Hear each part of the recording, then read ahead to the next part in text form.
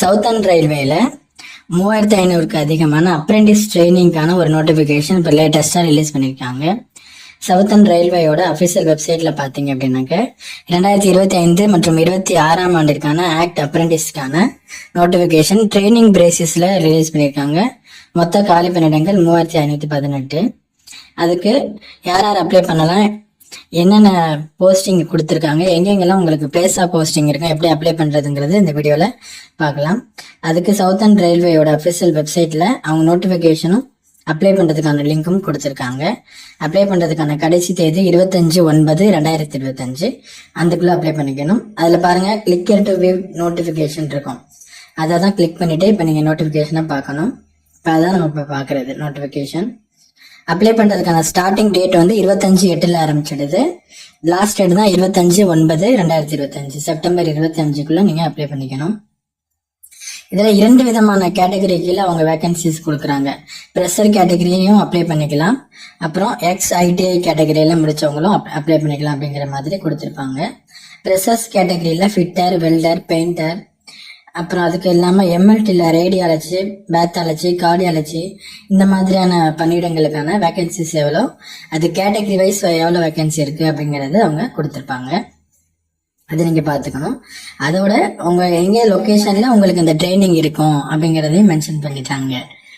பெரம்பூர், கோயம்புத்தூர் அப்படிங்கிற மாதிரி ப்ரெஷர்ஸ் கேட்டகரிக்கு ஒதுக்கியிருக்காங்க.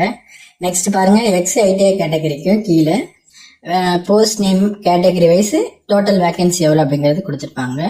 பெரம்பூர், அதுக்கு பிறகு சென்னை டிவிஷன்ல எவ்வளவு வேகன்சிஸ் இருக்கு அப்படிங்கிற மாதிரி கொடுத்திருப்பாங்க. பெரம்பூர்லயே மறுபடியும் கீழே ஒரு லிஸ்ட் இருக்கு. பொன்மலையில ஒரு வேகன்சிஸ் இருக்கு.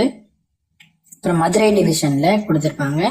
அப்புறம் பாலக்காடு டிவிஷன், சேலம் டிவிஷன், அப்புறம் கோயம்புத்தூர் டிவிஷன் சொல்லிட்டு, அப்புறம் திருச்சிராப்பள்ளி டிவிஷன், திருவாந்திரம் அப்படின்னு சொல்லிட்டு இந்தந்த டிவிஷன் கீழே எல்லாம் உங்களுக்கு போஸ்ட் நேம் ஒதுக்கி இருப்பாங்க.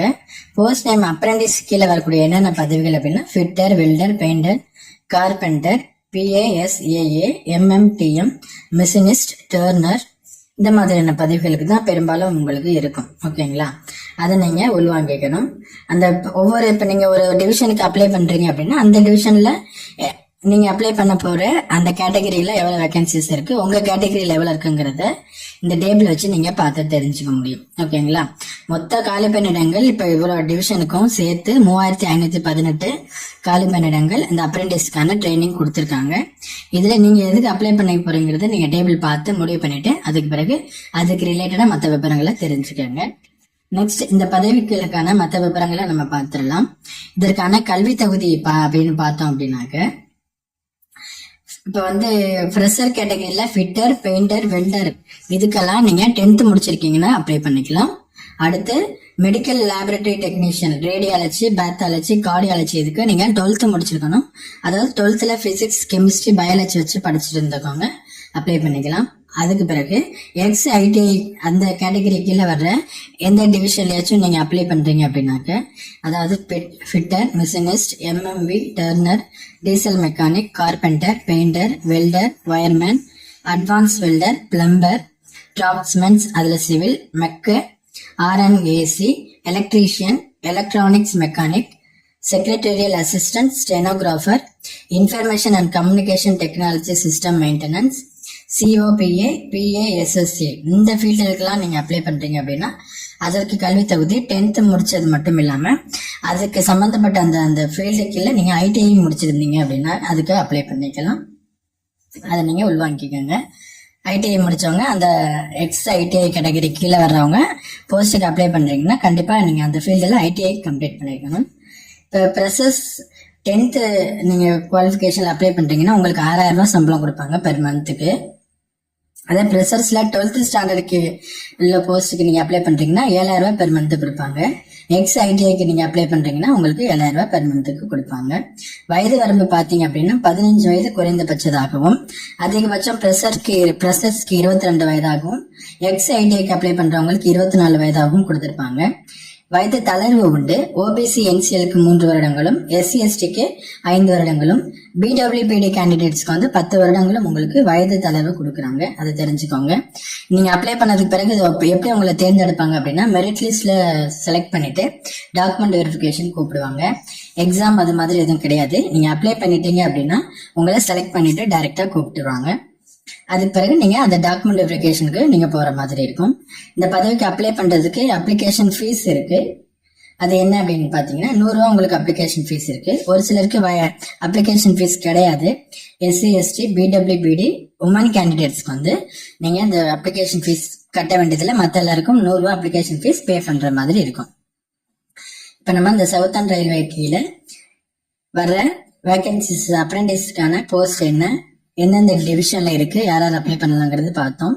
எப்படி அப்ளை பண்ணணும் அப்படின்னாக்க, இந்த பேஜ்ல புதுசா நீங்க அப்ளை பண்றவங்க ரிஜிஸ்டர் அப்படிங்கிற ஆப்ஷனை கிளிக் பண்ணீங்க அப்படின்னாக்க உங்களுக்கு இங்க ரிஜிஸ்டர் பண்றதுக்கான ஆப்ஷன்ஸ்ல ஆரம்பிச்சிருவாங்க. இது மூலியமா தான் நீங்க அப்ளை பண்ணணும். ஃபர்ஸ்ட் எடுத்தோன்னே உங்களுக்கு யூனிட் செலக்ட் பண்ண சொல்லுவாங்க. Central work shop Golden Rock, carriage works Perambur, signal and telecom work shop அப்படின்னு சொல்லிட்டு இருக்கு இல்லையா, இதுல நீங்க ஏதாச்சும் ஒண்ணு செலக்ட் பண்ணிக்கணும். இதுல நீங்க பாத்தீங்கன்னா தெரியும் கேட்டகரியில எந்த இதுல உங்களுக்கு வேகன்சிஸ் இருக்கு அப்படிங்கிறது. புரியுதுங்களா? இப்ப இந்த பஸ் பாருங்க, ஏன்னு கொடுத்த ஒரு நேம் இருக்கு இல்லையா, இதுதான் யூனிட்னு சொல்றது. ஓகேவா? இப்ப நீங்க இந்த இதுல நீங்க ஒரு போஸ்ட்க்கு அப்ளை பண்ணீங்கன்னா இந்த யூனிட்டை செலக்ட் பண்ணணும். அப்படி நீங்க பாத்துக்கணும். ஓகேவா? அதை பார்த்துதான் நீங்க அப்ளை பண்ணணும். உதாரணத்துக்கு இப்ப நான் ஃபர்ஸ்ட் இந்த கேரேஜ் இதை செலக்ட் பண்றேன். அதுல ஃப்ரெஷர்ஸா ஐடிஐயா அப்படின்னு சொல்றேன். இப்ப நான் ஐடிஐன்னு செலக்ட் பண்றேன்னு வச்சுக்கோங்களேன். எந்த டிவிஷன், சென்னையா, அதுல எந்தெந்த டிவிஷன் இருக்குன்னு அவங்க காமிச்சிருவாங்க. அதுல ஒரு டிவிஷனை செலக்ட் பண்ணீங்க அப்படின்னாக்க, இப்போ உதாரணத்துக்கு சென்னையில நான் டிவிஷனை செலக்ட் பண்றேன் அப்படின்னாக்க, எந்த ட்ரேடு நீங்க அந்த ஐடிஐல எதை முடிச்சிருப்பீங்க ஃபிட், அதுல எந்த அந்த டிவிஷன்ல என்ன வேகன்சிஸ் இருக்குங்கிறத வச்சு அப்ளிகேஷன் லிங்க்ல கேட்பாங்க. உதாரணத்துக்கு நான் எலக்ட்ரீஷியன் கொடுக்குறேன் அப்படின்னாக்க, இதுதான் ஃபர்ஸ்ட் நீங்க செலக்ட் பண்ண வேண்டியது. இப்ப இந்த விவரங்கள் எல்லாத்தையுமே நீங்க எந்த யூனிட்டுக்கு அப்ளை பண்றீங்க, எந்த போஸ்டுக்கு அப்ளை பண்றீங்க, ப்ரெசஸ்க்கா ஐடிஐ கீழே வர்றதுக்கா, எந்த டிவிஷனுக்கு பண்றீங்க, அப்புறம் என்ன ட்ரேடுக்கு பண்றீங்க அப்படிங்கறத நீங்க நோட்டிபிகேஷன்ல அந்த டேபிள் வேகன்சிஸ் டேபிள் கொடுத்துருக்காங்க இல்லையா, அதை கொஞ்சம் பொறுமையா பார்த்துட்டு நீங்க செலக்ட் பண்ணிட்டு அதுக்கு பிறகு அப்ளை பண்ண வரணும். இந்த டீடைல்ஸ் கொடுத்ததுக்கு பிறகுதான் நீங்க ப்ரொசீட் பண்ணி உள்ள போயிட்டு உங்க டீடைல்ஸ் எல்லாம் கொடுத்து அப்ளை பண்ணுவீங்க. அதை உள்வாங்கிக்கோங்க. இந்த சவுத்தர்ன் ரயில்வே இந்த நோட்டிபிகேஷன் அப்ரெண்டிஸ் நோட்டிபிகேஷனும் அப்ளை பண்றதுக்கான லிங்க்கும் டிஸ்கிரிப்ஷன்ல இருக்கு. பார்த்துட்டு அப்ளை பண்ணுங்க. எதுவும் சந்தேகம்னா கீழே கமெண்ட் பண்ணுங்க. இந்த வீடியோவை ரயில்வே வெளியே தேடிட்டு இருக்க உங்க நண்பர்களுக்கு ஷேர் பண்ணி அவங்களுக்கும் தெரியப்படுத்துங்க. அவங்களுக்கும் பயனுள்ளதாக இருக்கும். நோட்டிபிகேஷனை தரமா படிச்சுட்டு அதுக்கு பிறகு அப்ளை பண்ணுங்க. அதுல குழப்பம் வரக்கூடாது உங்களுக்கு. ஓகேங்களா? ஏன்னாக்க டிவிஷனையும் அந்த யூனிட்டையும் நீங்க கரெக்டா தெரிஞ்சுக்கிட்டு தான் நீங்க அப்ளை பண்ணணும். அதை மட்டும் உள்வாங்கிக்கணும். நோட்டிபிகேஷன் தரவை படிச்சதுக்கு பிறகு அப்ளை பண்ணுங்க. தேங்க்யூ.